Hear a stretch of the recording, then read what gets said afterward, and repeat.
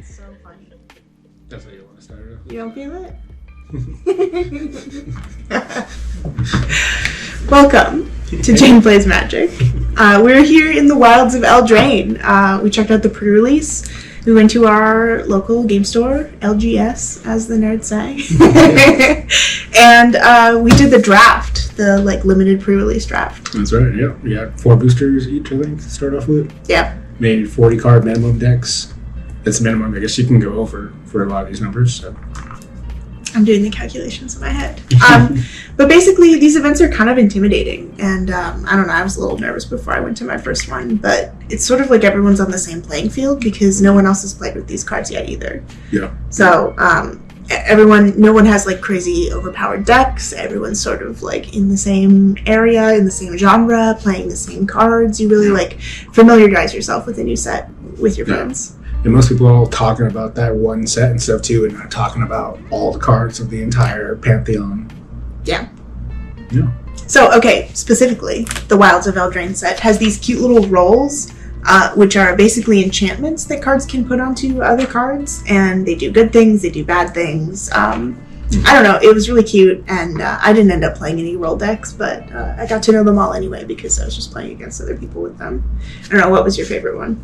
I think the was it Beast? Yeah, the Beast monster. Yeah, the monster one. That one's really nice because it gives them trample as well as a +1. Yeah, which comes in really handy. Yeah. Oh. I of course like the curse. It turns you into a 1/1 toad or something. I don't remember. Funny thing, I think they had tokens made for the rolls in this set, and the cursed one and the wicked one, the art is swapped around. There's a mistake there. So. I'm sure that'll be expensive later on, so go check out your local game store. Try a draft. It's really fun, and I don't know, it's the sort of event that you could show up to alone, and you would have conversations with the people around you while you're building decks, while you are in competition, obviously. It's much more low pressure than I think a regular, I don't know, Friday Night Magic tournament or game like that. Totally. Yeah. So when you get there, they give you in the little the sealed deck building thing, they give you this guide to building a pre-release deck, and it says you should have 40 cards, which I guess you can have more than 40. I'm figuring out the statistics in my head, but I've never seen anybody play more than 40, so I didn't even know it was legal until last time.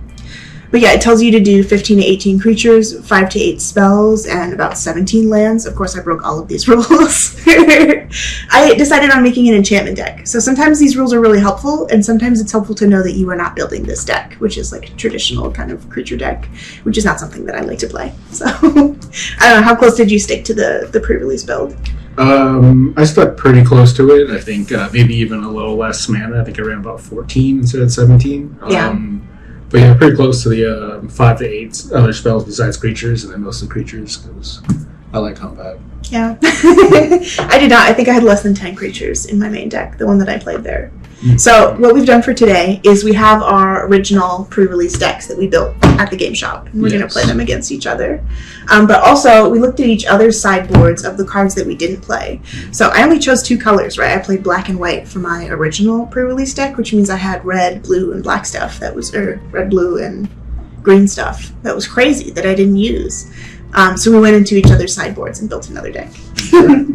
I, of course, built another blue-black deck. It's excellent. I love it. It's a little on the expensive side, so it doesn't work as well as this one. But this one had a pretty good record. I ended up 3-1, and I got some extra booster packs for it. Yeah, she cleaned up. It's nice. You know. I went Boros, red and white for my draft there.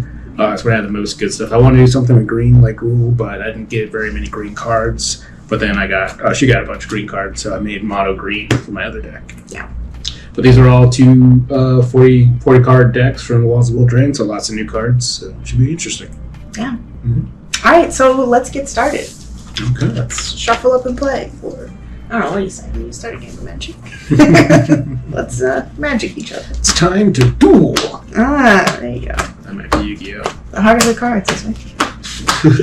You gotta watch Yu-Gi-Oh sometime, I guess now. No. I don't know, y'all Yu-Gi-Oh fans?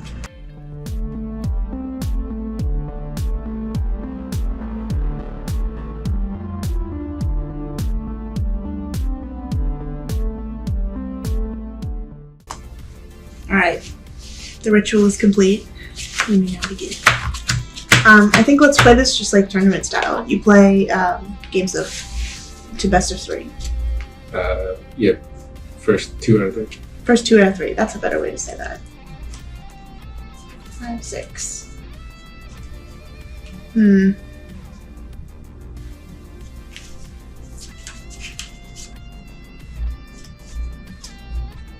I'm gonna ball.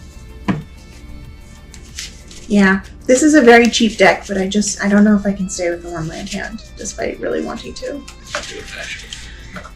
Yeah. Do a quick little shuffle. Alright, cut 2 cards off the top.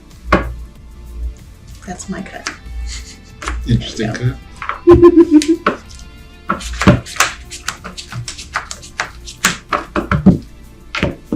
So these cards are new to everyone, so we'll make sure to talk through them and stuff so you can learn the new Wilds of Eldraine stuff too.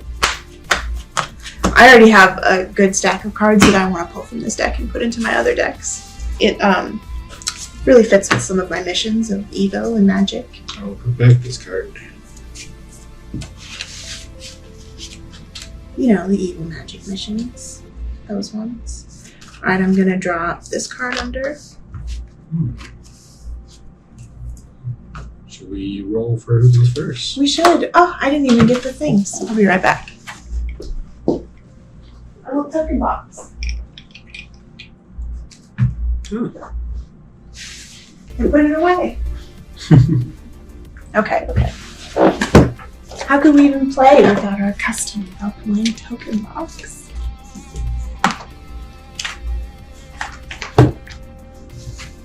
Okay. Should we go highs or lows? Let's go low. Okay. 14. Lowest non-tie. The lowest non-tie. Okay. Alright, it's you. I will draw, so you can go first. Oh, interesting. Interesting. So I don't draw. Nope. So I just play. I will play a swamp. It's a regular swamp. I will play a Warehouse Tabby, who is a cat creature who's very cute. Perhaps this is a bad choice. Whenever an enchantment I control is put into a graveyard from the battlefield, I create a 1/1 black rat creature token with this creature can't block. And you can also pay 1 colorless and 1 black to give Warehouse Tabby Death Touch until end of turn. Interesting. Also, he's murdered a rat. You will sense a theme in my deck. I wanted to go with rats. I didn't, of course, get enough rat cards, but I put them all in anyway. Yeah, if you're a rat aficionado, this is an excellent set to get a bunch of stuff from. I'm about to tear this apart and build a rat commander deck, so you'll see that next time. Hopefully, if it's any good. Alright, I will draw. I am going to play a Crystal Grotto, which comes out tapped, but when it comes out, I scry 1, it's a colorless mana. Actually, it doesn't come out tapped. No, I don't think so. And you can pay 1 and tap this to add a mana of any color. So I will scry, and then I'm going to put this out here. Good scry. Then I'll pass turn. Okay, untap, draw. I'm going to play a Plains. And I'm going to cat you. For 1 cat damage. Coming at you. I'll take 1 cat. Okay. I will draw for turn. Going to play a mountain. I'm going to tap this mountain and tap this for 1 Plains. 1 Plains! And play a Slumbering Heat Guard. He's a 1/1 human knight, and whenever an enchantment enters the battlefield under my control, I get to scry 1. I can pay 3, or one of those being a white, and he gets +1/+1, so in a turn for each enchantment control. Interesting. I pass turn. Okay. Gonna untap and draw. I'm gonna drop another Plains.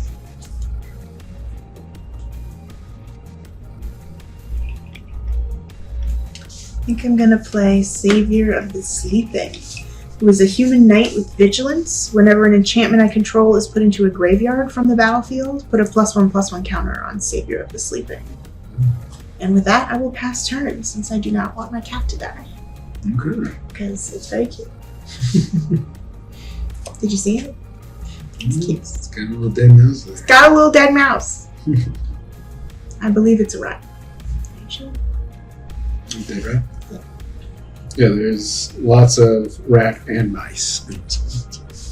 And I don't have any lands from the Wilds of Eldraine set yet. They're coming. I don't even know what some of these sets are.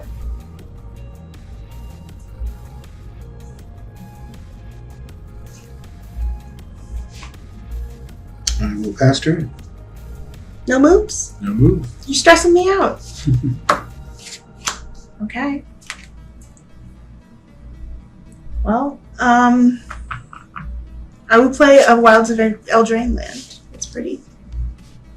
Sorry, you have to find that now. It's so beautiful though. Look at the little purple spooky bits. I love it. Haunted lands. Shout out to Jonas Del Rio for land number 271. It's Primo land. We'll find that. Okay. Well, I guess I'm gonna do it. I will tap that new fancy swamp and a plains, and I will coop up your creature. It's an aura enchantment, and I enchant your creature. It can attack or block, and I can pay 3 to exile the enchanted creature. Wow. So that doesn't trigger mine, and it doesn't trigger yours, I don't think either, right? No, I mean yours. No, it won't trigger mine, but if this goes to the graveyard, it'll trigger yours. Yeah. Yeah. Okay. And then, since you can't attack or block, I will do my attacking.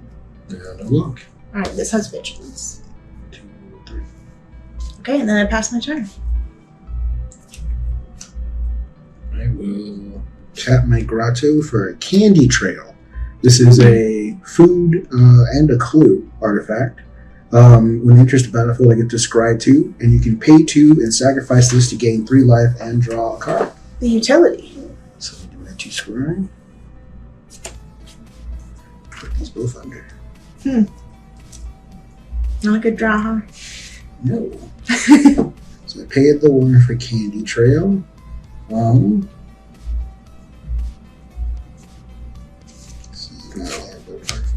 Up here.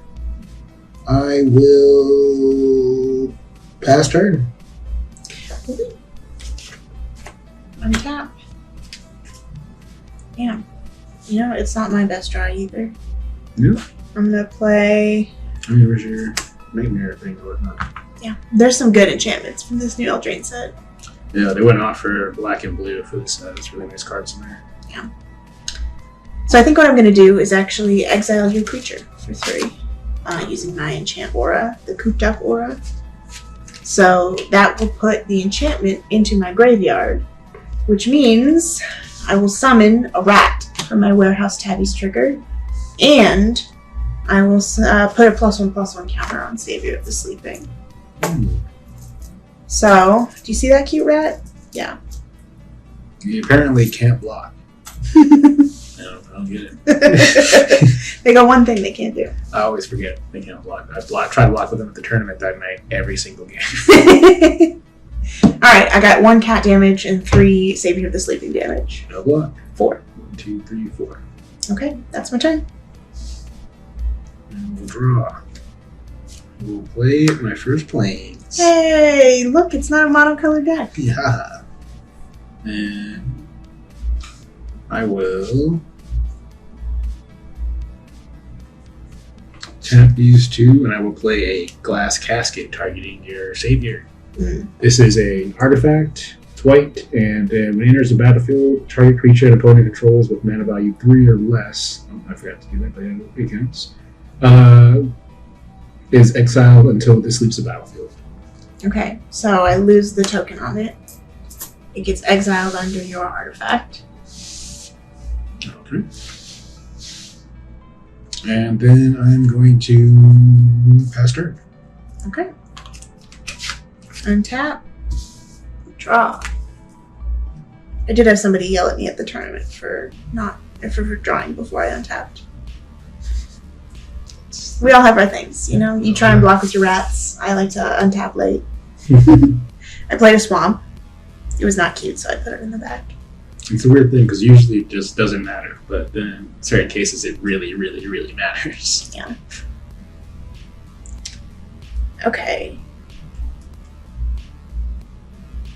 Damn.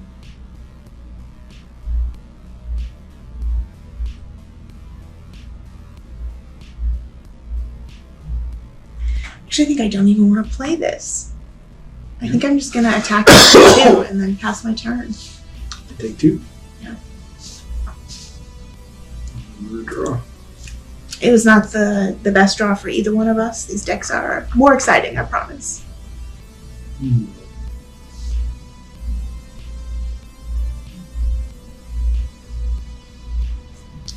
I'm going to tap 3 and I will play an Unruly Catapult. This is a really awesome card from the set. Yeah. It's an artifact creature construct and it's Defender 0/4. You can tap it though to deal 1 damage to each opponent. And whenever you cast an instant sorcery, you untap it. Then I will pass turn. Okay. Untap first. Then draw. I remember. Okay, I'm going to play a Cool Swamp. Okay, this is land 264 by Hari and Deepti. Excuse me for butchering your name, but look how beautiful that is. It's like a mangrove forest. Love it. Okay, so here's what I'm going to do, and it's a little complicated, sorry. I'm going to tap 2 planes, and I'm going to play Cooped Up again on you. It means you can't attack or block, and I can pay 3 to exile the creature. So, here's my question. If I play something that would kill my cat and you're cooped up, would it see the enchantment go into the graveyard? And I would get a rat. If it's dying at the same time, No. it wouldn't see it? No. I think similar to like if this was Falcon Wrath Noble, you know how it says when Falcon Wrath Noble or another creature dies, this thing it deals 1 damage. I think it states that because it wouldn't see itself die. But it still does the damage because it states it even though it doesn't see it, but that happens. Okay. So then I think what I'm going to do is I'm going to attack. No block. 2 damage. And then I'm going to tap 3, and I'm going to put your creature, I'm going to exile it, actually. In response, I'll tap it to do 1 damage first. Okay. I will take the 1 damage. I will exile an enchantment. Actually, I don't think I can because it hasn't. I played it last turn. I don't think I can tap it. Oh. It's exiled. Exile. And then I get a rat because my own enchantment died. Okay. That's my turn. Alright. I'll untap. Draw for turn. Play this. Then. Ooh, 4 mana. I will tap the 4 and play Turnbill Guide. It is a flying 2/3, and it has an ability called Celebration, which is new for this set, Wilds of Eldraine. I guess since everyone in the Fairy Tale line is happy that the Phyrexians are leaving, there's a celebration mechanic where they get happy and they're throwing a party. So if more than 2 permanents enter the battlefield under my control that turn, a celebration goes off, and this one gets +1/+0 and lifelink. And that pass turn? And lifelink? Yep, it's out. Okay. So this is where the rolls come in handy because they are tokens and enchantments, but they're also permanents when they enter. So if you have something that comes out and puts rolls, then you have a celebration. Yeah. Okay. I am drawing for turn.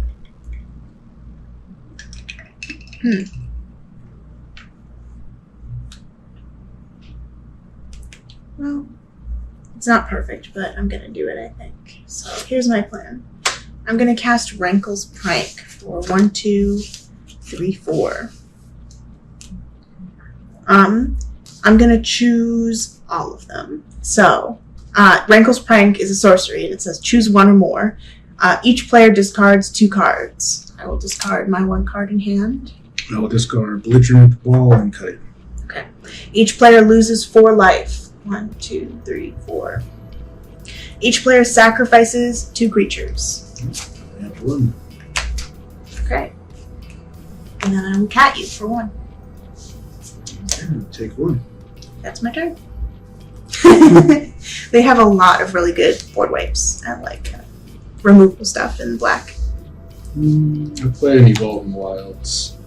Then I will tap 2 to play this mouse, and then I'll tap 2 to tap this and sacrifice my Candy Trail, gain 3 life, and then draw a card.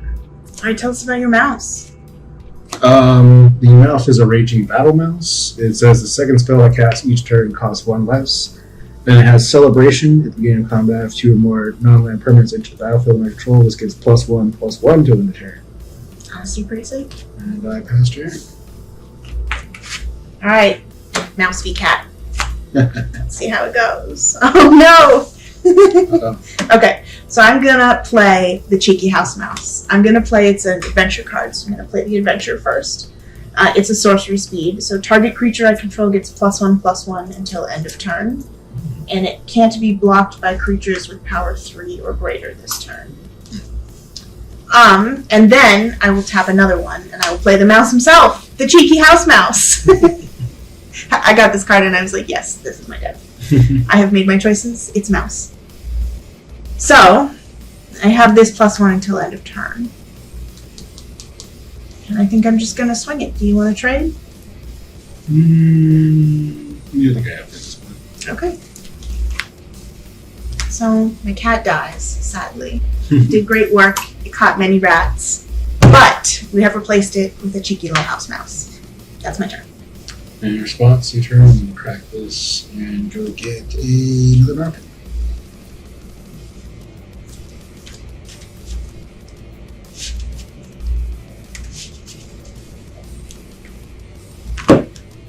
And I will untap. And draw. We'll play the planes. And I will tap these 3 and an additional 1 to play Merry Bands. When they enter the battlefield, I may pay an extra 1. If I do, I create a young hero, attach it to target creature I control. Ooh. So I get to use one of the rolls. Our first roll cast. So I'm using the young hero, and this is an enchantment token and an aura and a roll. And it enchants creature, and whenever this creature attacks, if its toughness is 3 or less, you put a +1/+1 counter on it. It doesn't do anything to it immediately, but it has that ability. Okay, it's only when it attacks? Yes. Okay. And only if it has a toughness of 3 or less. Then I will pass turn. Okay. House mouse on the hunt. Okay, so I'm going to play Restless Fortress, which is one of the fancy lands that I got in the Eldraine set. It enters the battlefield tapped, and you can tap it for either black or white, but you could pay 4 to turn it into a 1/4 white and black nightmare creature until end of turn. It's still a land. And whenever Restless Fortress attacks, defending player loses 2 life and you gain 2 life. So, it's tapped right now. And I will Cheeky House Mouse you. You want to trade? We'll take 2. Okay.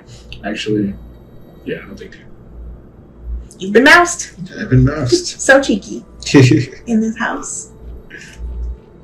I cannot believe the cuteness of these decks. I have to say, if you are thinking, okay, I like Magic, but could it be more cute? You need some Wilds of Eldraine cards. Very cute.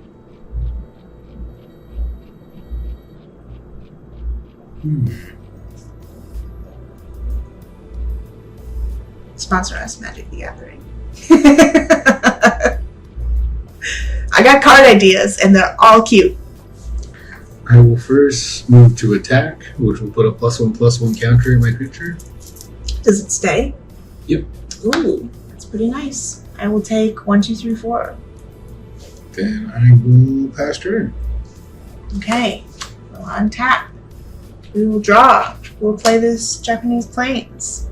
And we will pay 4 to turn my Restless Fortress into a 1/4 creature. We will attack.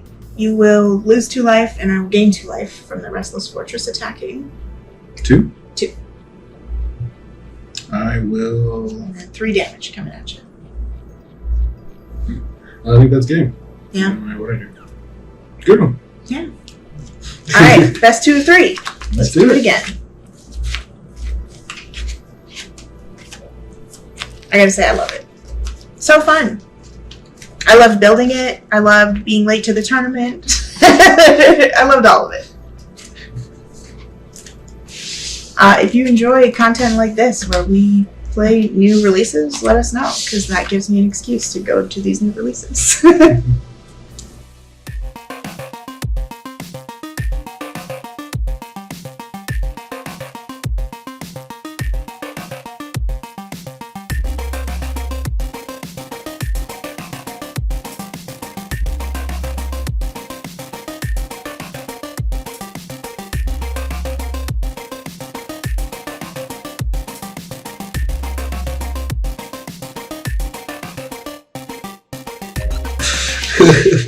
Alright, round 2. Alright. Okay. 1, 2, 3, 4, 5, 6, 7. Let's see. What do we get? Wow.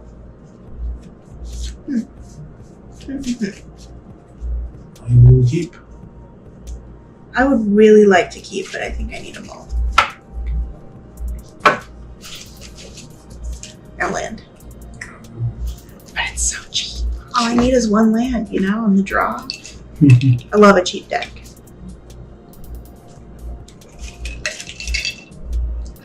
Yeah, I love a consistent deck. Yeah, not me. I like to burn bright 50% of the time.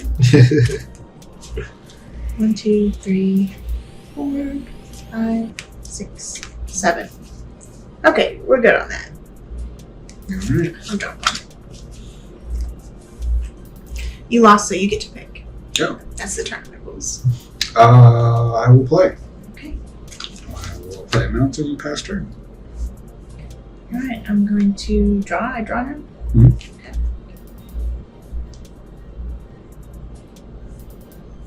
I'm going to play a Crystal Grotto for 1 colorless. When the Crystal Grotto enters the battlefield, I scry 1. I will leave it there. And it can mana wash, so I can pay 1 and tap it to add a mana of any color. But for now, I'll just pass him a turn. Draw for turn. I will play a mountain. And I will pass turn. Okay, draw. I'm going to drop Swamp. And I'm going to tap it and put out a warehouse tap. And then I'll pass turn. Draw. I will play another mountain. Then I will tap for 3. And we play Belligerent of the Ball. Ooh. This creature has a celebration where at the beginning of combat, if 2 or more permanents enter the battlefield, not land, it gets +1, +0, and menace till end turn. And it's a 3/3 ogre. And I pass turn. So the celebration things are all different. Yes. It's just the trigger of 2 things entering. 2 Okay. non-land permanents.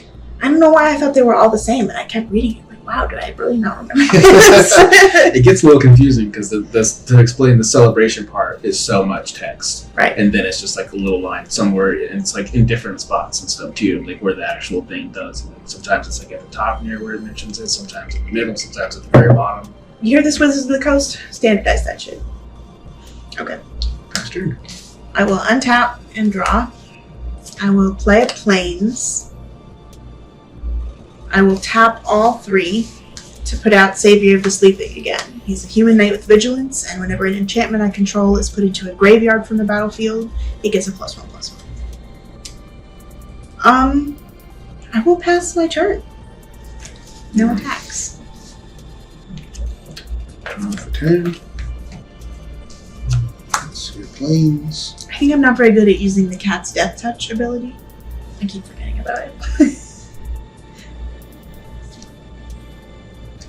I will tap for 4. She's doing the marking. Okay. And I will play a sorcery, Cut In.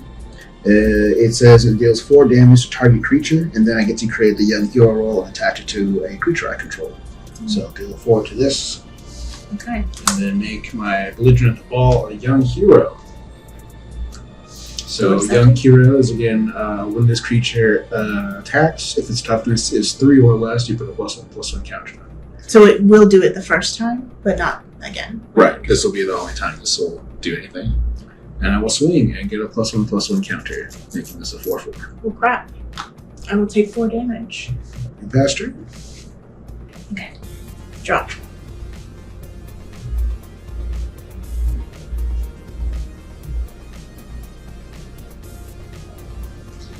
I'm sorry, I forgot to untap my lands. A terrible, horrible sin, as I have been told. Play planes. I will play Hopeful Vigil, an enchantment. When Hopeful Vigil enters the battlefield, create a 2/2 white knight creature token with vigilance. And when Hopeful Vigil is put into the graveyard from the battlefield, scry 2. You see the sort of synergy I'm going for. Yeah, sounds good, especially with the bargains. Yeah. Okay, so that cost me 2. And then I have Swamp the Plains left. And I'm going to...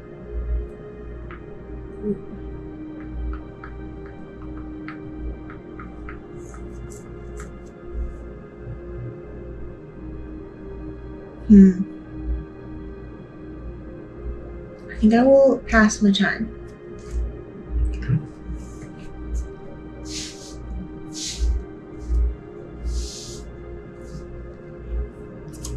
Draw.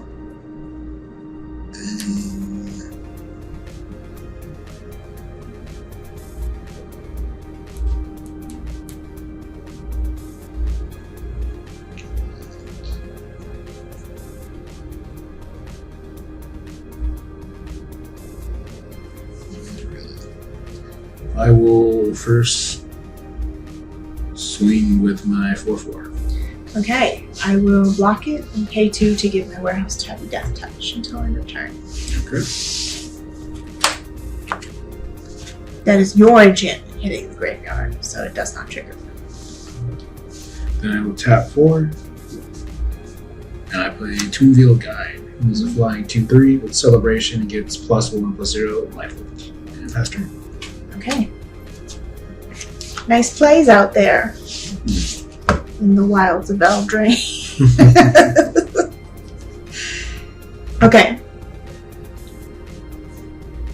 I'm going to tap 3 and play Feed the Cauldron, an instant. I love this. I actually had to cut one of these from this deck, but it's still got 2 in it. Destroy target creature with mana value 3 or less! Maybe I should have read it. I can't actually play it. So instead of doing that, what I will do is I will play 3 bowls of porridge, which is very cute. We'll talk about how cute this is in just a second. It's a food artifact. It costs 2, and then I can pay 2 and tap it and choose one of these that has not been chosen. So you can eat the one that's too cold and the one that's too hot, and then finally you can do the third one, and it's just right. It's a close reference to the obscure folklore tale of Goldilocks and the Yes. 3 Bears. In case you haven't heard of it, that's what you need to Google for research. They bring it up in college classes. It's true. It's true. So here's the 3 things that it can do. It can deal 2 damage to target creature, it can tap target creature, and you can sacrifice it and gain 3 life. So, in this moment, what I will do... Oh, fuck. It just doesn't work out quite right for me, does it?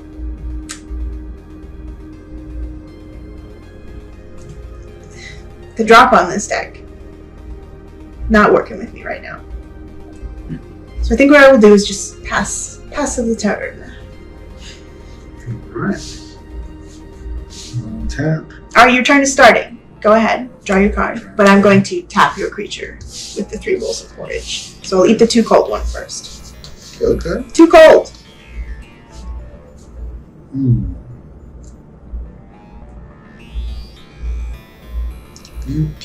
will tap 3 and play an unruly catapult. And then I will pass turn.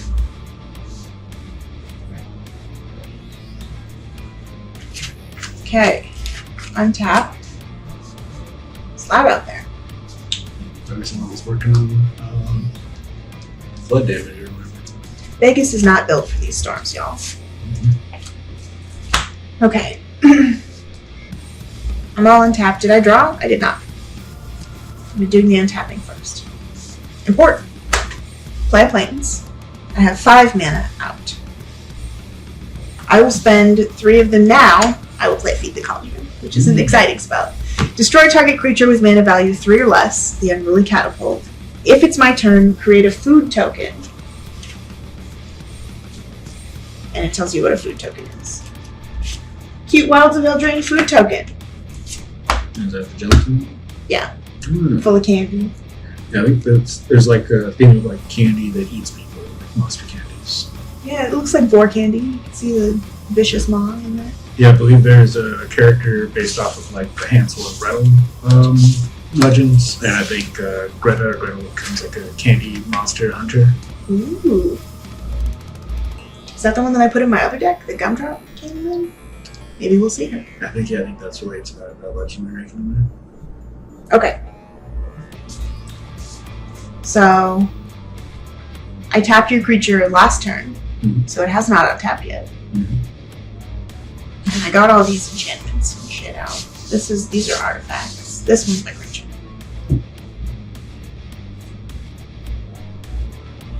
I'm gonna attack. Take 2. Okay. It's Vigilance also.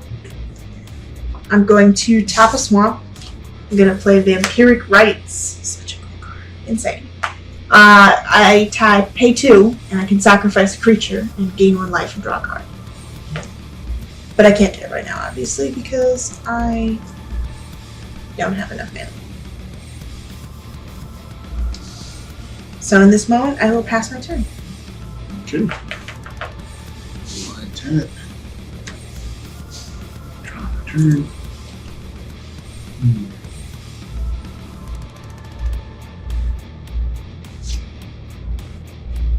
I will tap 4, and I will play another Tomb Villa Guide. Get out! Then I will swing for 2 flying. 2 flying, so taking. Pastor? Alright, on your end step, I will cast Break the Spell. An instant, and I destroy target enchantment. I will choose my own here, the Hopeful Vigil. If a permanent I control, or a token, this is a permanent I control, was destroyed this way, draw a card. And then when Hopeful Vigil enters the battlefield, scry 2. So which one would happen first? The instant one? Wait, this is when that enters the battlefield. This isn't even. Is put into a graveyard from the battlefield. Sorry, did I say it wrong? Okay. So here's the 2 things that are happening. I draw a card because the thing that was destroyed is one of my own.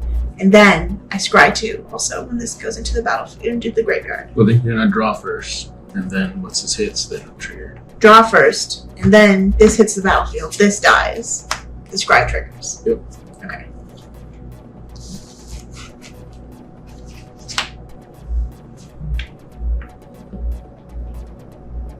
Gonna put them like this, up on the top. Okay. That's your end step.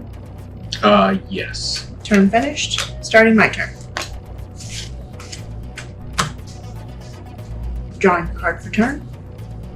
Yes. I forgot I put it there. Okay. Okay.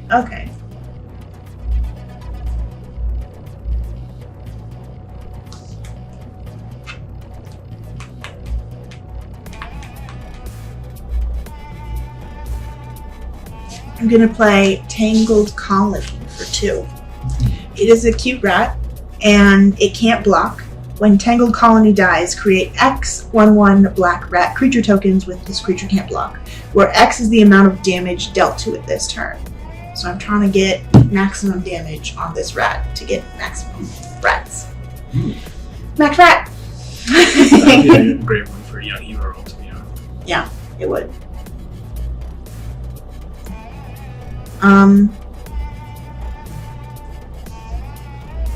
And then I'm going to attack with my Vigilance Knight. No block. No block. 2. 2 damage. I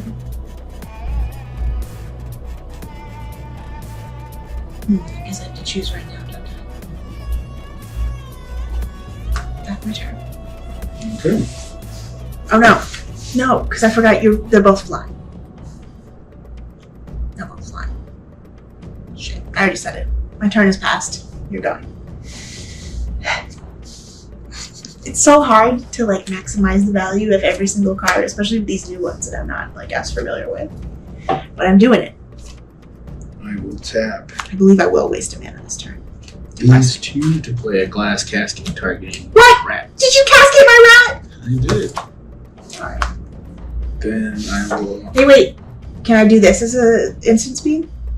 What does that do? Sacrifice? Sacrifice a creature? Yep. I would like to instead sack the rat.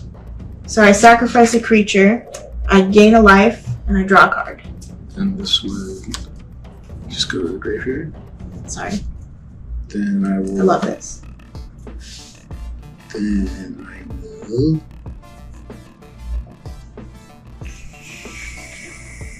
Tap 2 to play a Scarecrow Guide. The Scarecrow Guide is an artifact creature. It's a Scarecrow. scarecrow. Whole creature type, just for him. Reach, and I can pay 1 and add mana of any color and activate only once per turn, so we can do a little mana washing. Very similar to that Shire Scarecrow in the Lord of the Rings. Because you're doing lots of scarecrows help with mana things. So you can make a scarecrow deck. Yeah, that's true. I will swing for 4 fly. I'm gonna take it. And pass turn. It's not looking good for me this turn. Oh, I forgot to untap. Untap. Keep lands on top, obviously. So.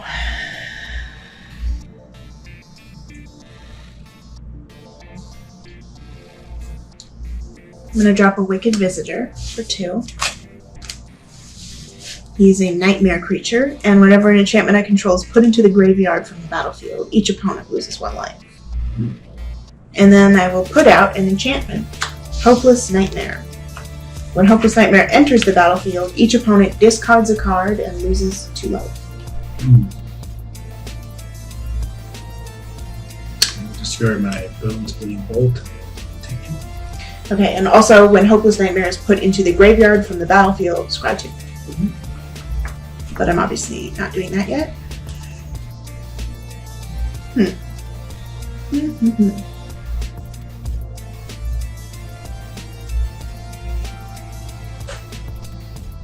I'm going to attack you with my Vigilance Knight.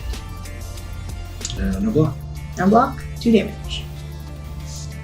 Okay, I'm then going to play 2 and coop up your Toonveil Guide. So, enchanted creature can't attack or block. Okay. You can untap it though. Okay. I believe that's my turn. Alright. Untap. And draw.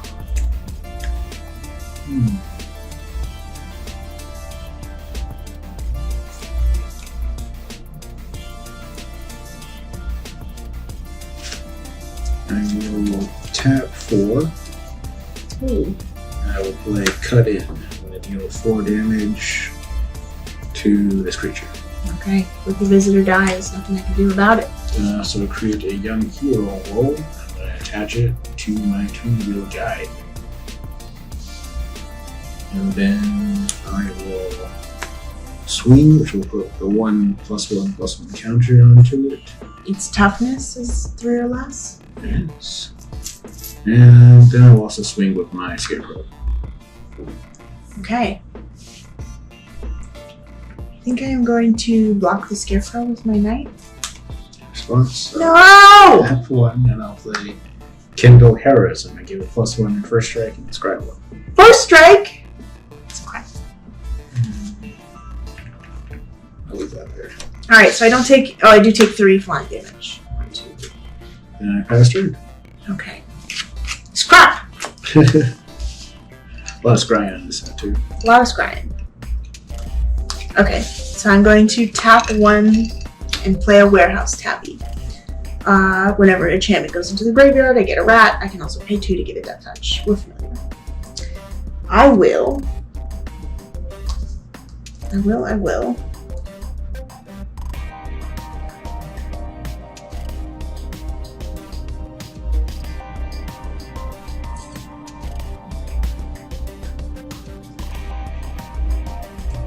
Pass my turn. Interesting. On 10.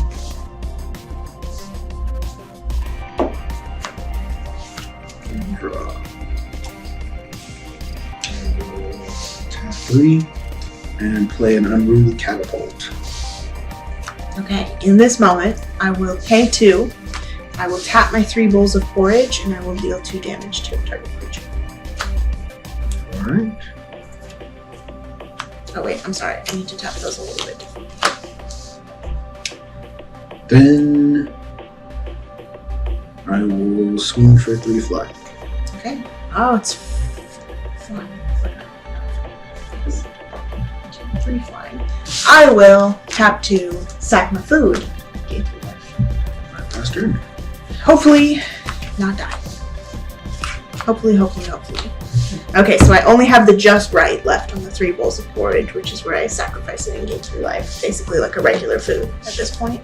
Which makes sense, because that's the one that you eat. The 3rd one. That's true. Like the cuteness of this one card. I don't know, I could talk about it forever. Yeah, I think they designed the storytelling aspects of the cards very well sometimes. They're like, not exactly dead on, but like, kind of rounded. Yeah. Okay, well what I'm going to do here is I'm going to tap 3 and play a stab wound on this guy. You could read it if you don't mind, because I've put it over there. Enchant creature. Enchanted creature gets -2, -2. And at the beginning of upkeep, enchanted creature's controller plays 2 life. So I'm just going to turn it over to be a -1/-1. Oh, okay.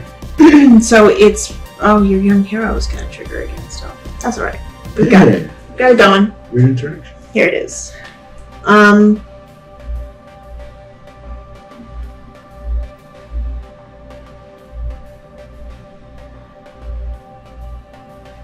I'm gonna attack with the tabby.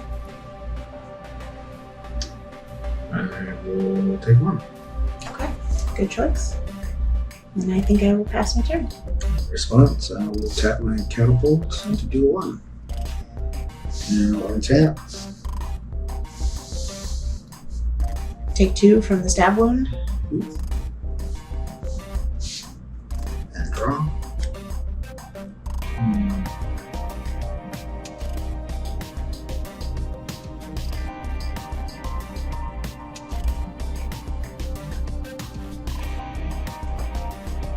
I will move to attack, and I'll attack with my young hero guide. Who now gets a +1/+1, so I will just remove this. Okay. Now he's back at where he's supposed to be. Okay, so it's 2, 3. 2 damage coming through. 2 flying damage coming through. Then I will pass turn. Okay, at the end of your turn, I will tap 2 and I will eat the tasty bowl of porridge. Just right. Okay, then I will move to untap, draw. Ooh.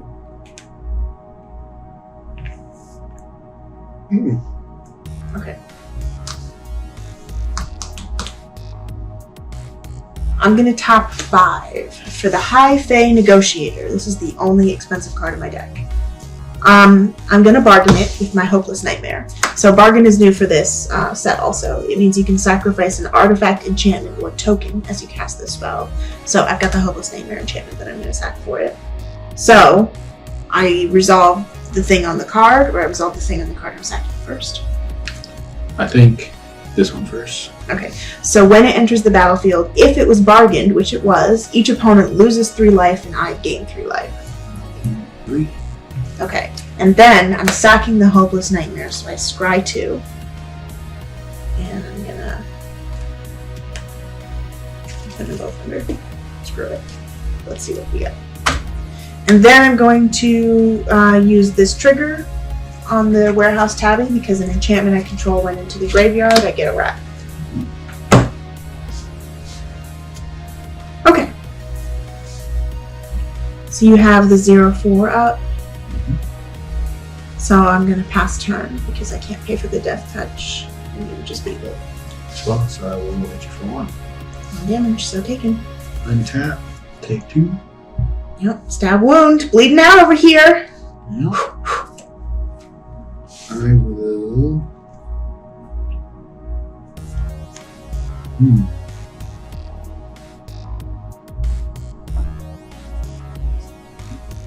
I will move to attack and get a +1 to deal 3 damage.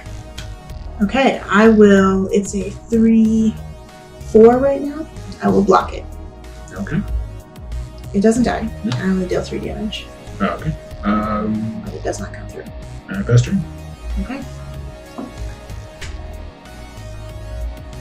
I'm gonna untap first, because I'm remembering that now. Listen, bad habits are hard to break. Yes, especially again, where you're just kind of going through motion thrust for do a lot of big parts. So I think what I'm gonna do is just attack you, and as it is on board, that's legal. Good game. You don't have anything? Nope. Oh, okay. That's 2 out of 3. 2 out of 3. I gotta say, this deck kind of kicks ass. So. It's really fun to play. Mine does not. Sorry. That's why we made different decks when we weren't at the store under the pressure of building a deck at the store. Alright, so comment on how crappy my deck was and what I could do better next time. Love that engagement. Will I read it? Absolutely not. But thanks for commenting. Tell me what your Wilds of Eldraine deck was like. Did you also build an enchantment deck? Did you break all the rules to the deck building? I want to hear it. Don't forget my stab wound. Okay, I love the reprint art on this stab wound card. It's so beautiful. I know the old stab wound is also awesome. There's like a lady with like a huge stab wound in her side. But this one, like the egg speared, I love it. Love it so much. Okay. So, now we play with our freshly made Eldraine decks that we made at home from the cast-offs. Okay. This one's a little more expensive. I went for a fairy tribal. And it's blue and black, of course. He got some like crazy blue cards that he didn't play, so I was very excited to check them out. Some of them went directly into my other decks too that just didn't fit in this. Like there was one that was like a mill. You know I love the mill, so going straight into my mill deck. Well, I made a mono green. It is some beastly creatures, and you make them big. Yeah. Hopefully I will remove all the creatures before I get hit by any of them. That's the intent with this deck. Also mean fairies and counter spells.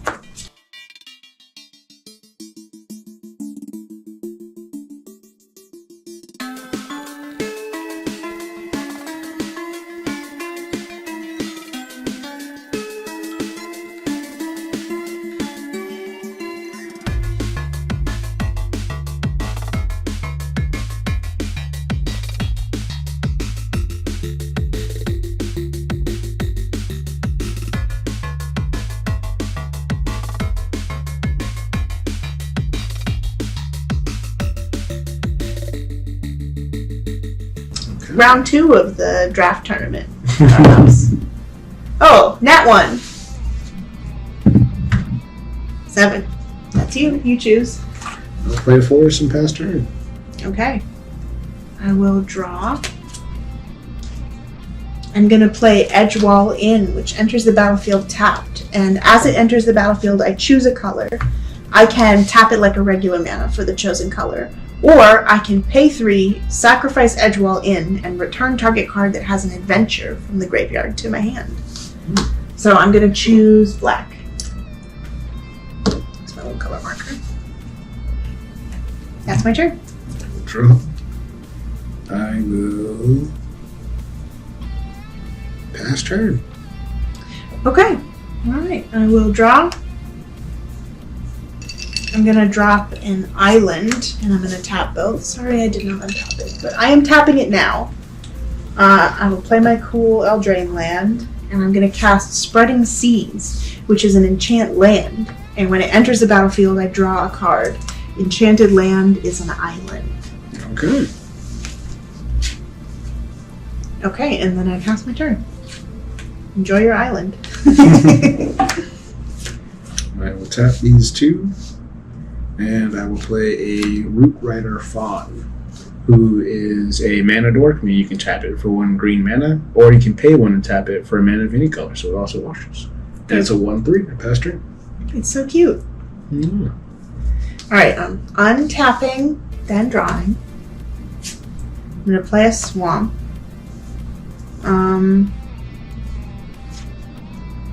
So that's 3. It's a 1/3. Okay, I'm gonna play Feed the Cauldron for 3, which is an instant, and it destroys target creature with mana value 3 or less. If it's my turn, which it is, I have given up its instant speed to create a food token. Okay, that's my turn. I will untap. Sorry about your mana dork. He was cute. Draw for turn. Then I will pass turn. Okay, untap. Draw. I'm gonna play another cool swamp.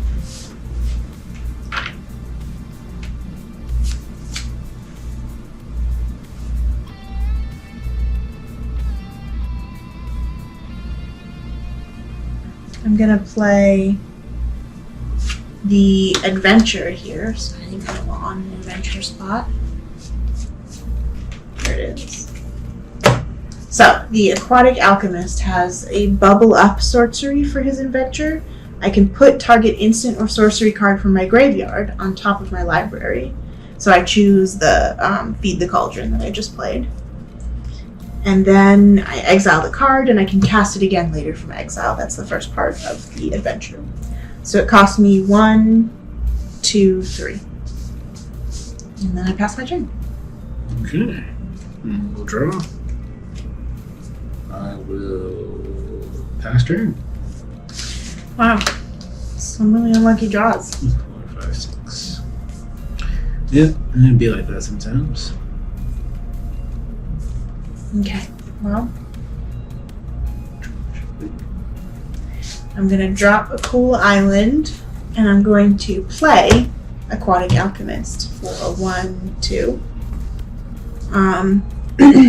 So he is a little 1/3, but whenever I cast my first instant or sorcery spell each turn, he gets +2/+0 until end of turn. And then I will pass on my turn. I will draw. We'll play a forest. Ooh, 3 land over here. Ooh, that's a cool forest. It is. And then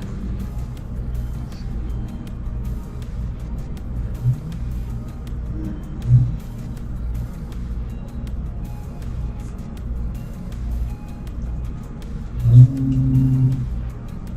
believe I will tap this to play Brave the Wilds. It has a bargain ability, which I'm not going to do. But if it did, it would make a land a 3/3 elemental, and I will just do the regular search my library for a basic land card, reveal it, put it in my hand, and then shuffle. Okay. So we'll Little land washing. take another cool forest. So cool.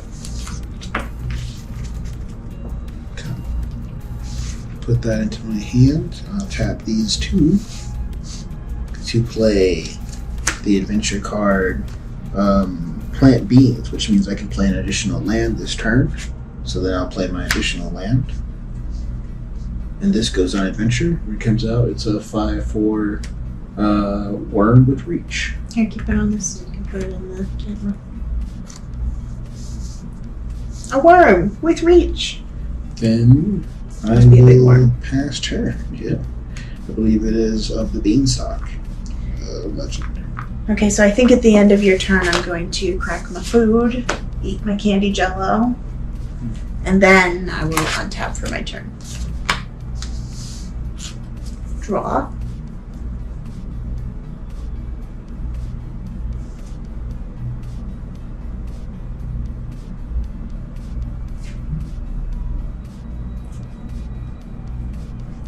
Okay.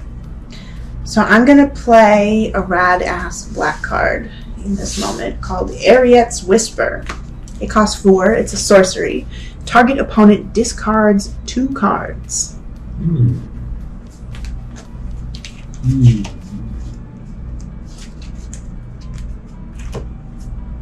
I will discard Beastful Bloodline and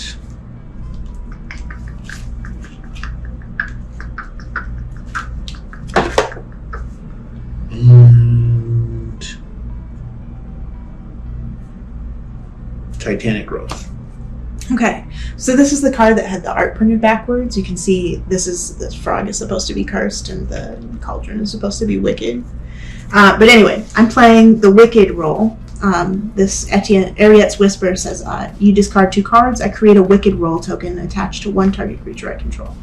So it says, enchant creature. Enchanted creature gets +1/+1, and when this aura is put into a graveyard from the battlefield, each opponent loses 1 life. So I get a +1/+1 on it. Also, I have cast my first instant or sorcery spell this turn, so Aquatic Alchemist gets +2/+0 until end of turn. So until end of turn, it's a 4/3. So I will swing for 4 with my little octopode. 1, 2, 3, 4. Okay. Did I play a land for this turn?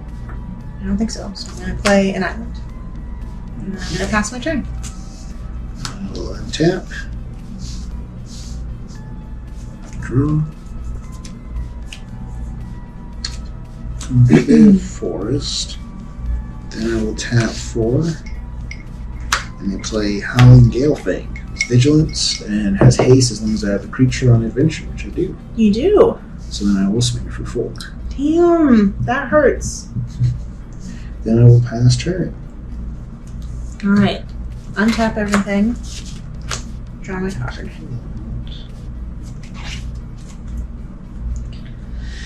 So, I'm going to pay 1, 2, 3. And I'm going to give it a stab wound. So it gets -2/-2, and also on your upkeep you take 2 ongoing stab damage. Oops. There you go. That's not an instant or sorcery, so it doesn't trigger the thing on my Aquatic Alchemist.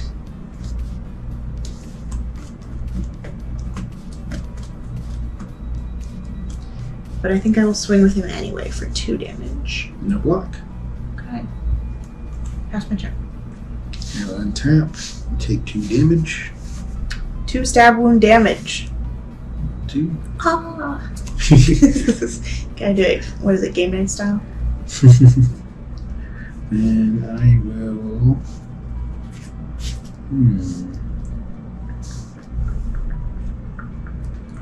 Tap 5. No. And play the Beanstalk Worm. So expensive. So big. Yeah. Then I will swing for 2. And pass turn. Okay. Untapping first. Oops. Excuse me.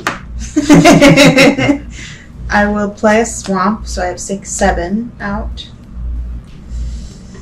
Crappity crap.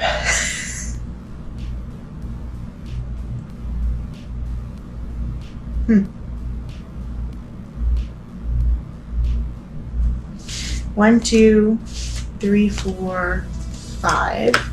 I'm going to play Kindred Discovery, which is an enchantment. As Kindred Discovery enters the battlefield, choose a creature type. I will choose fairies. Whenever a creature I control of the chosen type enters the battlefield or attacks, draw a card. So I will in this moment. Hold up. Okay, so that doesn't count as an instant or sorcery. I think I'm just gonna. Well, no, you have the big guy now. I passed turn. Okay.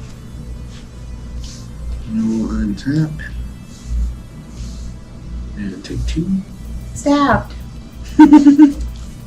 Put off a turn.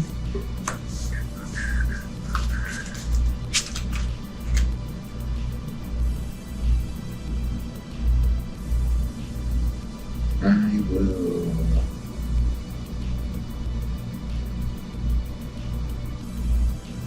attack with both of these. Okay. I will block the big guy. I will take 2 damage.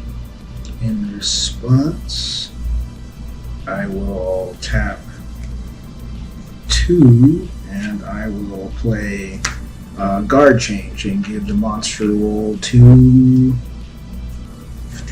this creature. So it gets a +1 and trample. There it is. Monster. Then I will tap an additional 2, and I will play a Titanic Growth on it and give it +4 till the turn. Oof!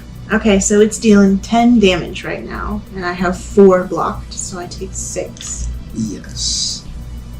This is going to go on adventure. And Okay. As this aura goes into the graveyard from the battlefield, each opponent loses 1 life. Down to 9. Then I will pass turn. Okay.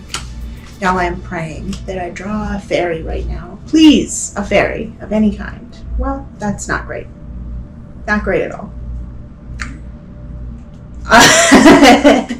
Maybe I should have chosen elemental since this is the only freaking creature I've seen. This one I did not do the crazy thing where I had no creatures in it. I played the recommended amount of creatures in this tribal creature deck for fairies. Guess what I have not drawn? it'd be like that sometimes. Yeah. Look. Okay. So here's what I'm going to do. I'm going to tap Edgewall in and tap 1, 2, 3. This is one of the better things about the 40 card deck, though, is you get to see most of the stuff that you put in most games. Okay, so I can tap 3 and sacrifice Edgewall in and return target card that has an adventure from my graveyard to my hand. It's my cute little Aquatic Alchemist. I will...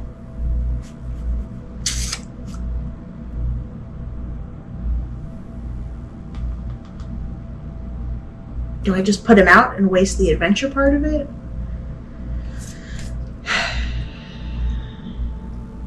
I can survive 1 more turn. 6, 7, 8. Butts. I think I have to avoid the 6 damage, so I'm going to pay 2 to play Aquatic Alchemist and then pass my turn. I'll untap. Take 2 from stab. And draw.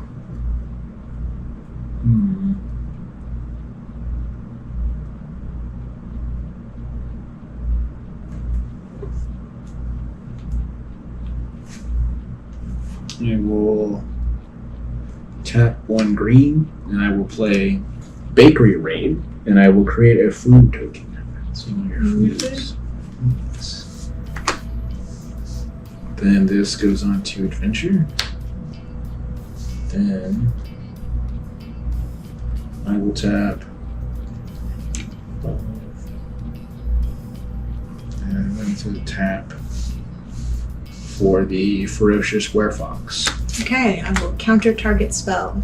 Oh no, I'm sorry. It costs 2. I will not. It costs 2, and I miscalculated my manas because I forgot I sacked 1. I will play that. Yep. Then I will move to attack with both of these. I will defend against this and take 3 damage from it still, and then I'll take 2 damage here. So 1, 2, 3, 4, 5. I will then pass turn. Okay. Count your manas right. Come on, embarrassing. Okay. Now we're talking. Did I get a fairy? Now we are talking. I have acquired a single fairy. Hey. Okay, I'm going to play the High Fae Negotiator for 1, 2, 3, 4, 5. I'm going to bargain it using the enchantment that I control over there. It's the Spreading Seas Island enchantment. Alright, so this is now forest again. It is. So, when it enters the battlefield, if it was bargained, each opponent loses 3 life and I gain 3 life. It is a fairy. It has entered the battlefield or attacked, so I will draw a card. Y'all, it's an island. It has all happened for me right now. It is all happening. I'm going to pass my turn. Alright, upkeep. I will lose 2 life. Whew! Stay alive. That's all I got to do this turn. Draw for turn. It's only a forest. Going to tap 2 to sacrifice the food token to gain 3 life. Much needed. 3. Then I will. I will move to attack with all 3.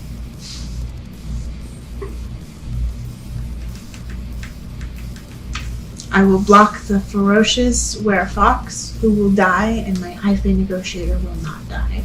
I will take 6, 7, 8 damage. Okay. I will tap 3, and I will play the Hollow Scavenger and pass turn. I guess you could technically pay it if you wanted to. Oh. Pay 2 plus an additional 1. Oh no, you can't because it costs 3. Okay. I played Spell Stutter, which is a counter target spell unless its controller pays 2 plus an additional 1 mana for each fairy I control. So it would cost 3 to counteract this counter spell. Love it. And There's 2 of these in this deck. Pass turn. Okay, I have tapped my mana. I will untap my mana, and I will attack you with the High Fey Negotiator. I will draw a card while you die. But take 3, right? Yeah. Oh, I forgot you healed. You healed. Okay. I will start my turn like regular. Draw a card. I will... Damn, I think I died. Close one. No, wait. I will attack you for 3. No block. Okay, 3 damage taken. 1, 2, 3. I will pass my turn. Your turn begins. You take 2 stab wound damage. You're good. I won with 1 health! The most stressful deck I've ever played. I love it. I love it so much. Why am I like this? I don't know. The only health point that matters is the last one. It's true. It's true. Although, I feel it.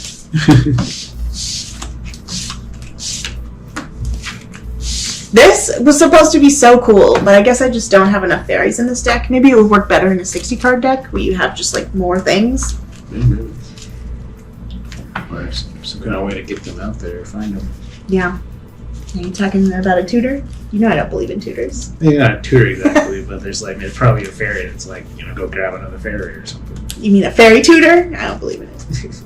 You don't believe in any tutoring No. effects? I don't know. I just think I feel like it's a waste of mana. Like, you should have cards that are cool to draw no matter what.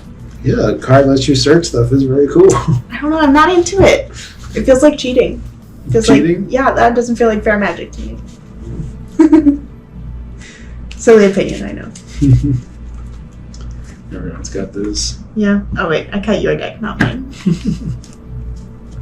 I'm all high. I'm sweaty. I won. It was a very stressful deck. 1, 2, 3, 4, 5, 6, 7. Okay. Let's try it again. Somehow I lucked out on the mana curve, and I will stay with that. I think I will stay as well. Okay. Let's see what you got. You get to decide because you lost this last one. I will play a forest, and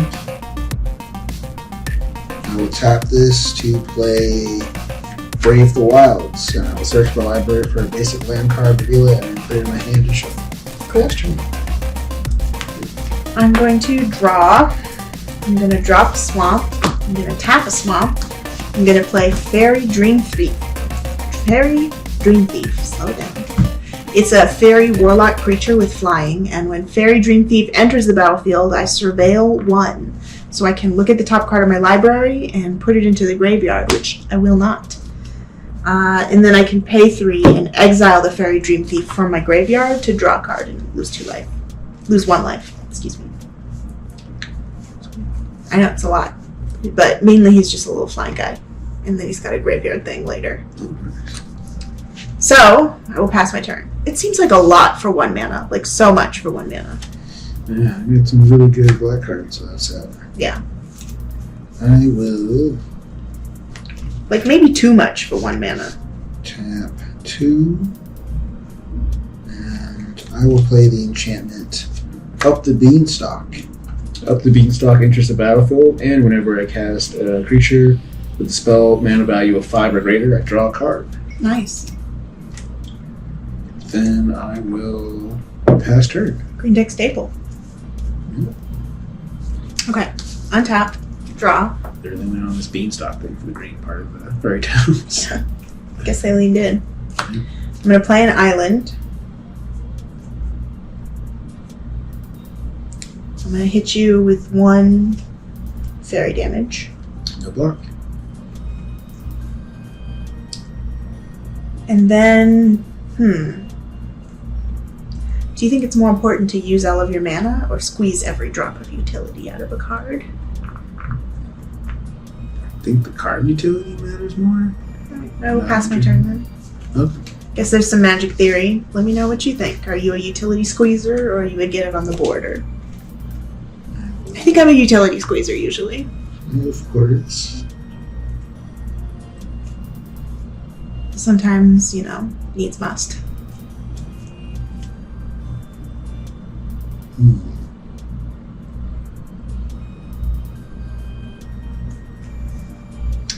I will tap 3, and I will play Return to the Wilds. So you get to choose 2 out of these 3 options. The options are search library for a basic land card, put on the battlefield, tap, and then shuffle, create a 1/1 white human, or create a food token. I'm going to go with creating the 1/1 white human, and then creating a food token. Wait, no. Then I'm going to also do a land. I don't think these will wrap real fast. We don't have our humans out. Ugh. A lot of camera equipment in the way. Alright, what was the other thing you were doing? A food? No, I'm going to go search for a land as well. Search for a land.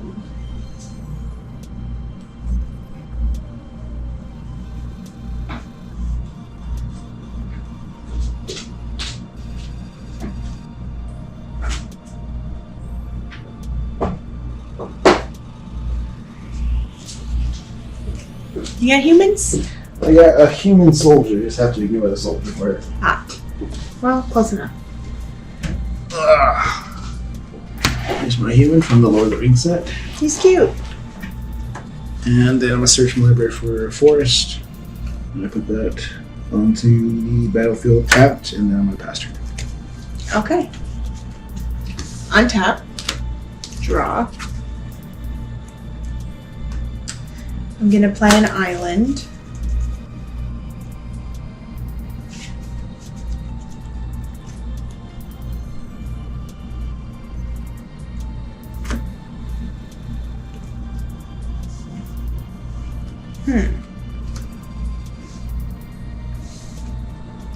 I think I'm gonna hit you for 1 here. It's flying. No block. And I'm gonna pass my turn. Pass my turn. Yes. Tap. That is what I would be doing. Play the forest.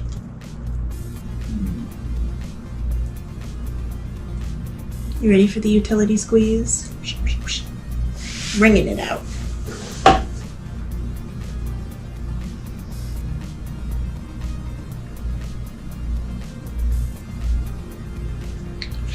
I will tap 2 and play a Territorial Witch Stalker. This is a 2/3 wolf, but it's a defender. And at the beginning of combat on my turn, if I control a creature with a power of 4 or greater, this thing gets a +1/+0 and can attack as if it didn't have defender. Okay. Then +3. I will attack for 1. Then I will pass turn. Okay, on your end step, I'm going to cast Fairy Fencing. I'm just going to cast it from my mana because, screw it. Target creature gets -X/-X until end of turn. That creature gets an additional -3/-3 until end of turn if you control a fairy as you cast this spell. So it gets -5/-5. This creature dies. Okay. Graveyard from a Fairy Fencing. You're finished with your turn? Yes. Untapping. Draw. Okay, I'm gonna play the sorcery on Aquatic Alchemist for 3. It's called Bubble Up, and I put target instant or sorcery card from my graveyard on top of my library. So I will choose that Fairy Fencing. And then exile this on an adventure. And then I will attack you for 1 flying. No block. Okay, pass my turn. I will untap. Draw. Play a forest.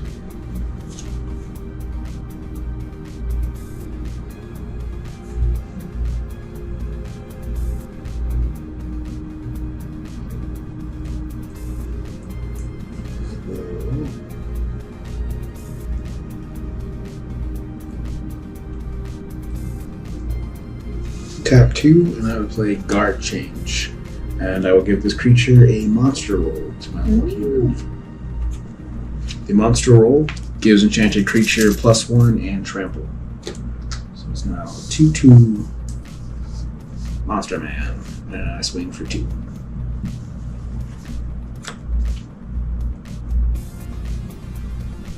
Wait a minute. What? I did something wrong. Well, I'll do that.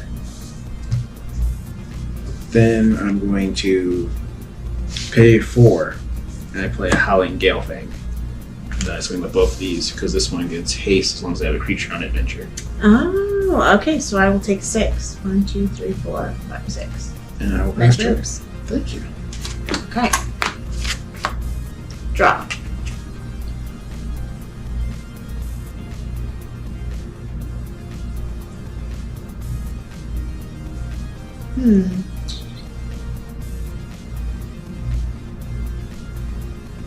This has vigilance. Oh, you're right.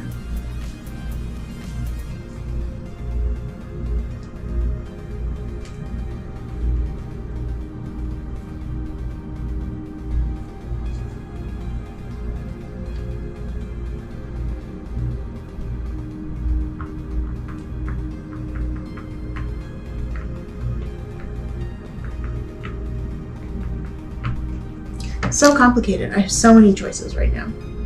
But I think what I'm going to do is just cast Fairy Fencing again. Well, sorry, it's an instant. I should wait. I should learn to wait. I'm going to hit you for 1 flying. No block. Should I have even done that? I don't know. Whatever. I don't. Pass. Tap. Draw for your turn.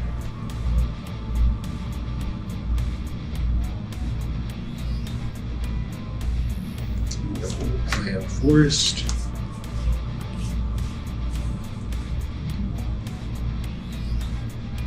Graveyard Recursion. Yes. In green. I will tap the forest. And I will play this beautiful showcase card. Ooh. We'll play the Garenbrig Growth, which is a sorcery, and it says return target creature or land card from your graveyard to your hand. And then this goes on adventure as well. And I will return my Territorial Witch Stalker. Okay. Then I will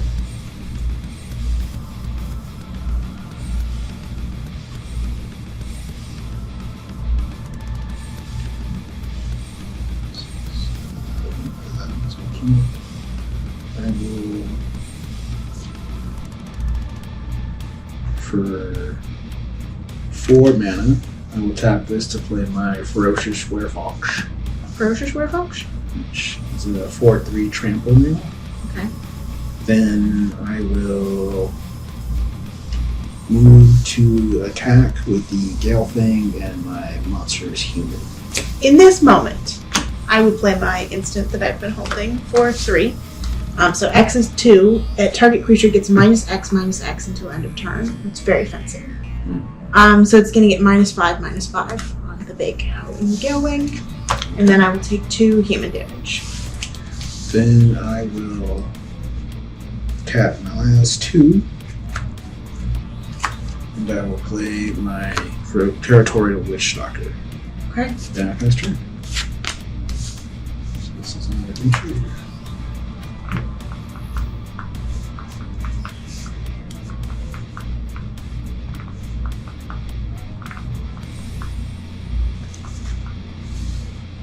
Damn. The mana's not working out for me this turn. I'm going to pass my turn.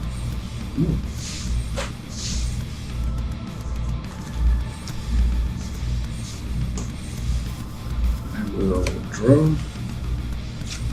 the forest.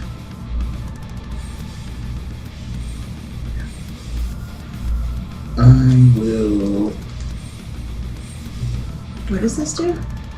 This is the Territorial Witch Stalker. It's a Defender Wolf 2/3. At the beginning of combat on my turn, if I control a creature with a power of 4 or greater, this gets +1 to the turn and can attack as though it didn't have Defender. I'm going to 1, 2, 3, 4, 5, 6, 7. I'm going to tap these 7 to play the Virtue of Strength enchantment. If I tap a basic land for mana, it produces 3 times as much mana instead. Okay, I will cast Ice Out for 3. Counter Okay. target spell. Okay. Can't be having that. Okay. Then I will move to attack with all of these. This one's going to get a +1 to end the turn, so it's a 3. Okay, I will block the 3. I will take 1, 2, 6. Okay. I passed her. It's not looking good, y'all! Expensive decks. It's so dangerous. It's your deck, though. The only life point that matters, though, still. Mm, You're not out till you're out. I'm not out.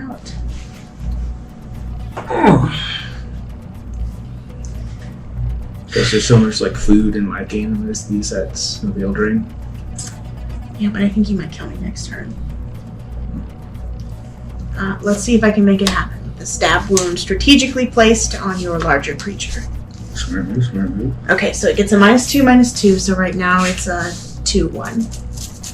And then I pass my turn and desperately pray that you don't have the plus bonus spell that I know you're holding in your hand. Oh, I'm going to go to upkeep. I will lose 2 from the stab wound. Mm-hmm. Untap. Do you have it? Draw for turn.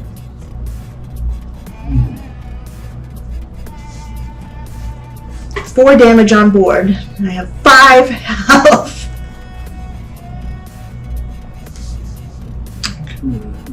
2/2 is going to trample. Sling is trample. And 2, so they can't attack with it.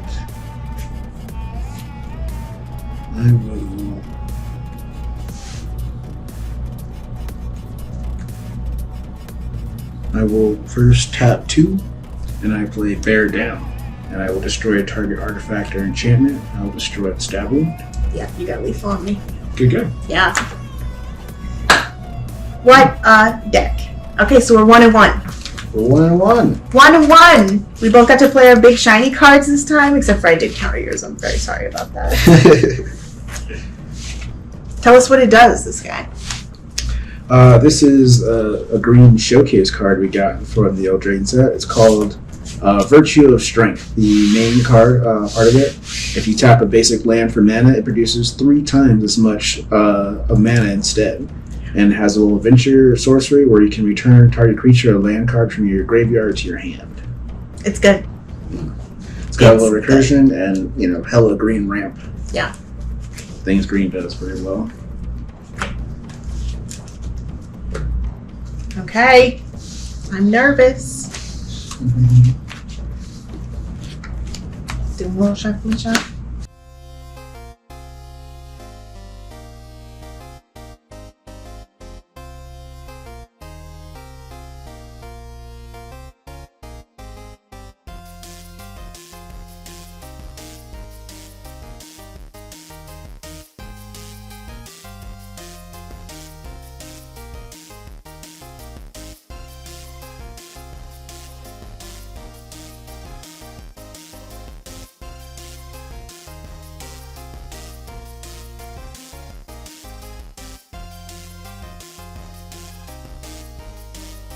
Okay, we're back. Welcome back to Jane Plays Magic. If you like this, you could check us out on Twitch every Tuesday at 7 p.m. Pacific time. We stream over at twitch.tv/Jane Judge. And if you're on Twitch and you want to see some earlier stuff, check out our YouTube, which is at youtube.com/@JaneJudge. This is episode 4. I think so. Episode 4. 3 episodes up there before this. Yeah, and you can check out on alternating weeks on my Twitch or on my YouTube the entire library of my homebrew horny little monsters D&D game called Monsters University. So it's pretty cool. It's fun. It's cute. Let's play Magic.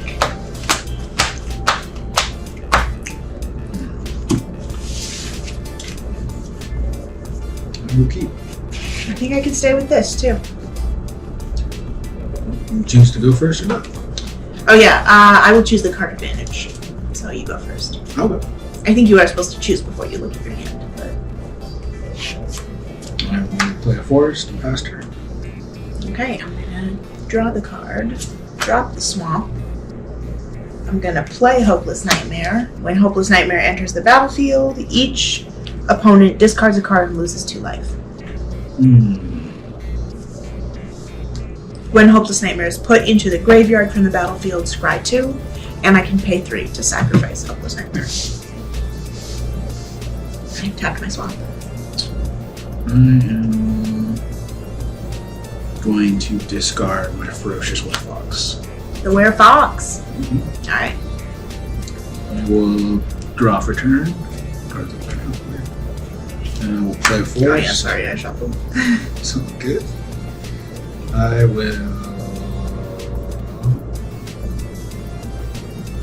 I guess it's uncool to have cards upside down in your deck. I don't know.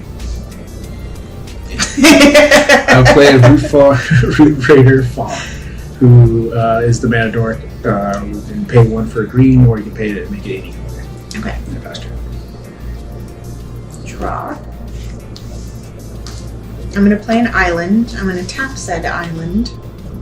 And I'm going to play Sleep Cursed Fairy, who enters the battlefield tapped with 3 stun counters. 1, 2, 3. Never seen this before. Yeah. If it would become untapped, you remove a stun counter. So it's got flying, it's a 3/3, and it's got ward 2. And you can pay 2 to untap Sleep Cursed Fairy. So I can pay 2 basically to remove one of these counters. So if you play this late, you can just tap 6 in addition to it.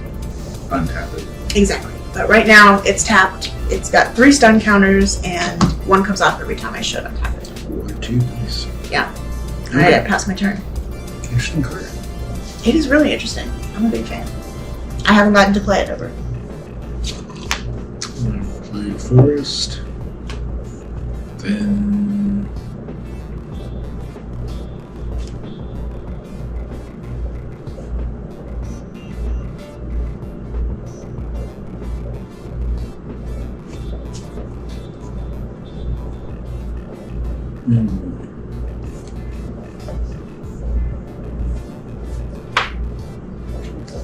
I'm going to tap 2, and I will play an Elvish Archivist.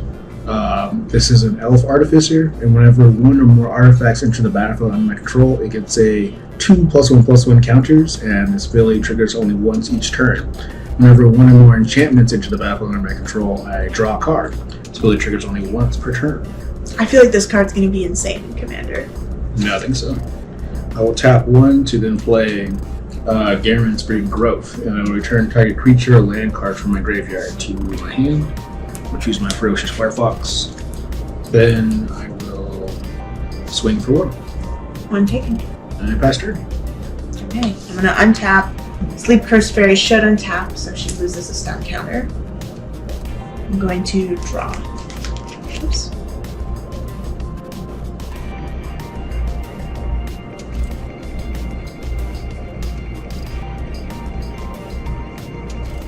Okay, I'm going to play a swamp. And I'm going to drop out my Snare Master Sprite. Flying. When Snare Master Sprite enters the battlefield, you may pay 2, which I did. When you do, tap target creature an opponent controls, and put a stun counter on it. I got my stun fairies this time. Not an ideal use of them, obviously, but this is where they are, so here they are, doing it. You are stunning. Stunning. Alright, pass my turn. I'm going to tap, remove a stun counter, and draw for turn.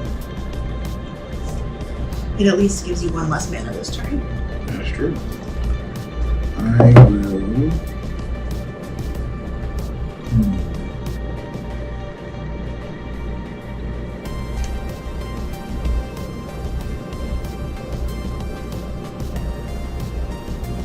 I will tap 3, and I play Curse of the Werefox. I will create a monster roll attached to a creature I control, and then I'll have it fight a creature.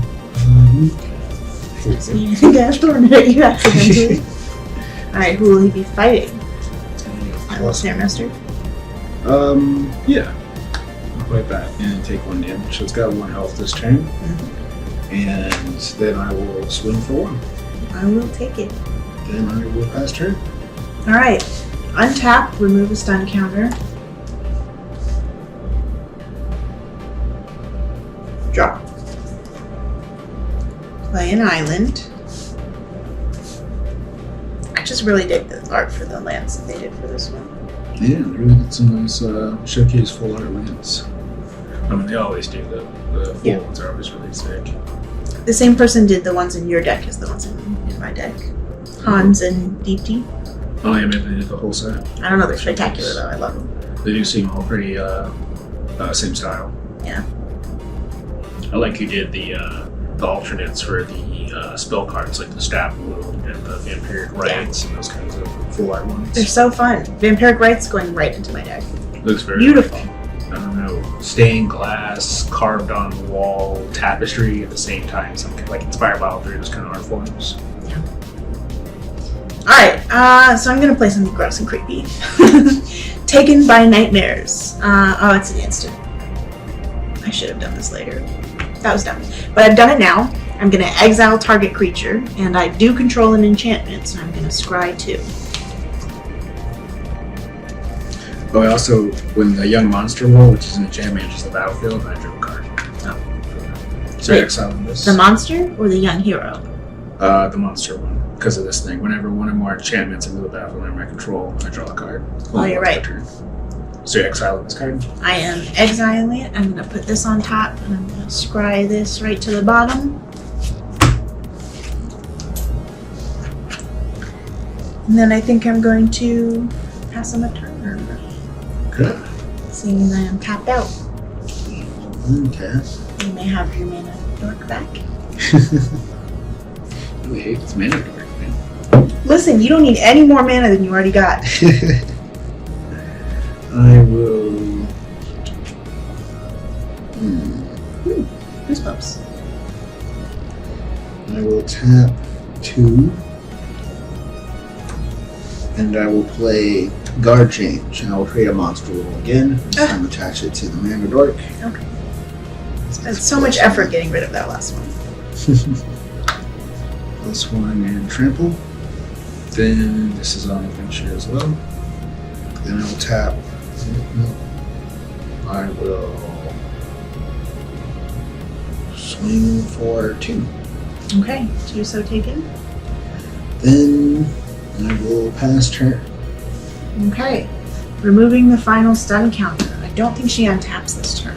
Next turn she will. Drawing for turn. Playing a swamp. One of the cool new ones. Swampity swamp.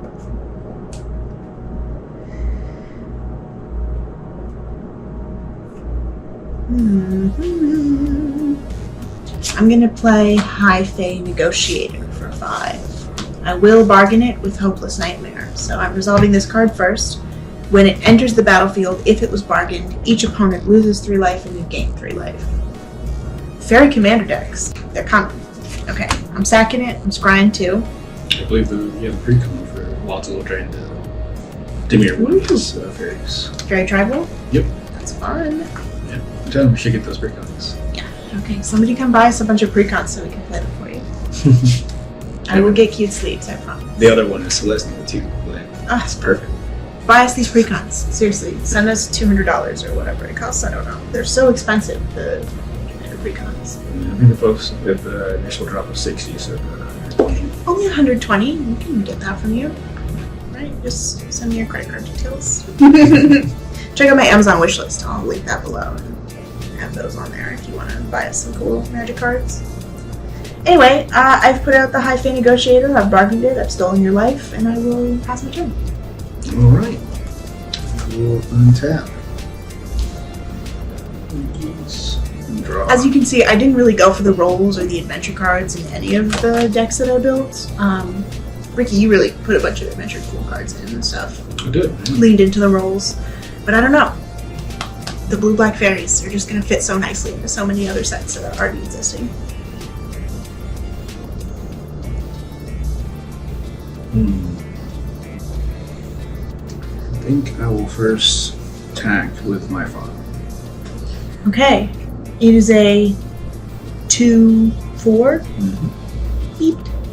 Response. Mm-hmm. I will tap these 2 and these 2. And I will play 2 sets of Titanic Growth. Are you kidding me? 4 4s. It's 8, 9, 10 damage coming at you, Trample. Well, I guess I will only take 5 of it. Then I will pass turn. I hate green. Turn past. Moving on. I hate blue. That's fair. I hate blue too, but I love playing it. Counter spell? Mm. Are you serious? Mm-hmm. Like 1 or 2 mana to like counter a like 8, 10 cost, whatever it costs spell. Whatever. Love it. Alright, I play Swamp.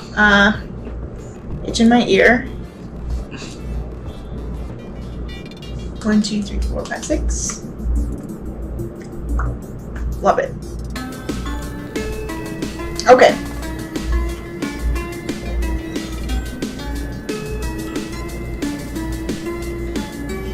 What I'm gonna do is play Ariette's Whisper again, a sorcery. I'm gonna play for 4 black. Target opponent discards 2 cards.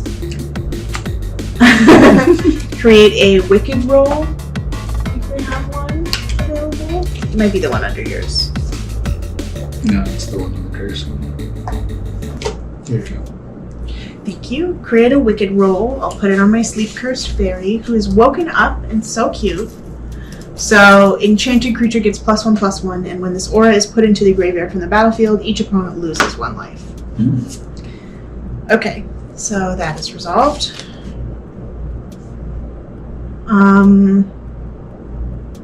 Yeah. I think I'm going to attack for 4. No block. Okay, 4 damage coming at you. Pass my turn. Alright. One tap. Draw.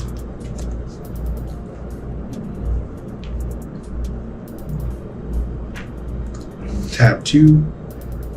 And I will cast Bestial Bloodline. The transient creature gets +2/+2. And then you can pay 5 to return this from your graveyard to your hand. Okay, use a +2/+2. So it's at a 5, 6 right now? 1, 2, 3, 4. Oh, 4, 6. 4, 5. 4, 6. 4, 6. Yeah, that's weak. Okay, I will play Desperate Parry, which is the instant adventure part of Obira's Attendance. Target creature gets -4/-0 until end of turn. So I will take it, but it's 0 damage. I will pass turn. Okay. Untap, untap, untap. So this is over here on an adventure. I draw a card.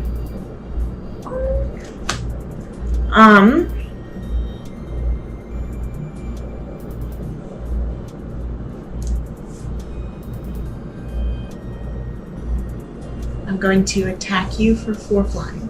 No block. Okay. I'm going to spend 5, 1, 2, 3, 4, 5, and put Elvira's Attendants out. They are flying, and they're small. That's all. Okay. You can see them in the art. They're so little. Oh, that's the... I don't know. I guess I have a couple of these Elvira-related cards, and the story is she's asleep and like swinging in her attendants unintentionally, but also she's like a killer swordsman and is like murdering them by accident. I don't know what's happening. Interesting. Elvira's having a moment. She's having nightmares. Anyway, we support her. Pass turn. All the Elvira stands. I don't know. She seems cool at murdering. Play a forest, then I will tap 4 and play the Ferocious Werewolf.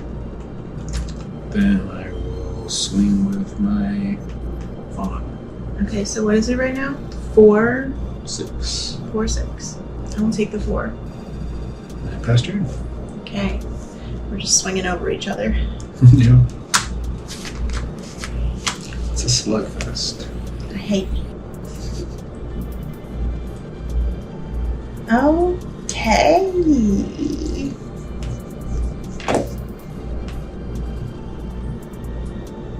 It's exciting. I'm gonna come at you with 7 flying. No luck. Okay. I'm gonna play Old Flitterfang, who will be the center of my commander rat deck that I'm about to build. I'm gonna pay 5 for him. He's a rat fairy legendary creature. He's eating a heart. He's got gross wings. It's maybe a heart pie. I don't know. He's baking too. He's flying, and at the beginning of each end step, if a creature died this turn, which unfortunately it did not, I create a food token. And then I can pay 3, sacrifice another creature or artifact, and give him a +2/+2 until end of turn. It's my old man rat who flies. He's gross. I love him. Pass turn. You got this in your drops, and you didn't play a black deck. I did not. Okay. Can't play that yet. I will attack or both. Okay, how much is it? 1, 2, 3, 4, 5, 6, 7, 8. And you don't have any cards in your hand? Nope. I'm just gonna take it. I pass turn. Okay. I'm gonna send all my fairies at you. Good game. Yeah. The rat! The The rat. gross rat! I got to play him! He's horrible! Okay, and I'm holding in my hand the other thing that I think is really good in this deck, which maybe is not amazing in this particular deck, but in like maybe a commander deck or something would be really cool. Sacrifice any number of artifacts, enchantments, or tokens. Return that many creature cards from your graveyard to the battlefield for free, basically. So my goal was I was going to make a bunch of rats or a bunch of food tokens by the time I came around to playing this card. But of course, it's never worked out that way. It's just an exciting thought. Yeah, a lot of these seem like, really good for a game that's going to run a lot longer than these 40 card decks can really sustain. Yeah, Like you they're said, like thinking about Commander. Yeah. And I love that. They're thinking about it in the design.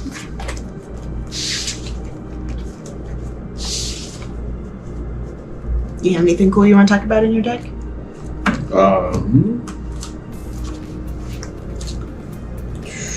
No, it's okay. Bargain.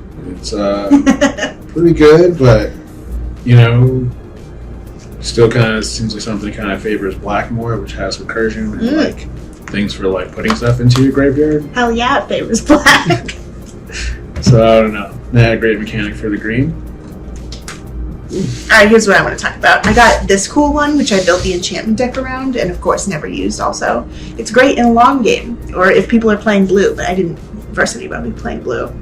So whenever a spell or ability an opponent controls destroys a non-creature permanent I control, I can destroy a target permanent that opponent controls. So if they end up removing one of my evil curse enchantments or something that's Stabland, then this comes into play. And I also got this, and it comes with these, and I had to show you because I didn't get to play them, but they're the 3 blind mice, and it's the 3 blind mice saga. Listen, I know, I love it. Create a 1/1 mouse creature token, create a token that's a copy of a target token you control. So of course you copy your mouse 3 times, so you have 3 blind mice out. And then the end one is creatures you control get +1/+1 and vigilance until end of turn. So this is going in my little token rat deck. I guess maybe I'll do a mono black rat deck. We'll see. This is a white mouse card, though. That's what I'm saying. Maybe it's not exactly on topic, but I saw this and I knew I needed to play it, so I put it in my little limited deck. And honestly, it kicked ass. I got all 3 mice out at the store one time, and I won that, and it was rad, and I felt satisfied. Anyway, I hope y'all had fun with the Wilds of Eldraine stuff as much as we did. We honestly had a blast at our local game store, so I highly recommend you go and play with some nerds and make some new friends, maybe. Still have one more game to play. We still have one more game? That's 1-1. No, it's not. Mm-hmm. No, I think I won the first one. Oh, okay. Yeah. Alright. Sorry, I didn't realize. I thought you were just going through your deck or whatever stuff we talked about, but no, we finished. Oh. I think I have one. Unless you'd like to play another one. What time is it? 6 out of 5. Yeah, it was good. Well, thanks for playing Jane Plays Magic in this special Wilds of Eldraine edition. Yeah. Yeah, we'll come back with another one when we get the pre-cones and do another Eldraines for that. I'm going to go make this rat deck right now, so we'll be back with that very soon. Yeah.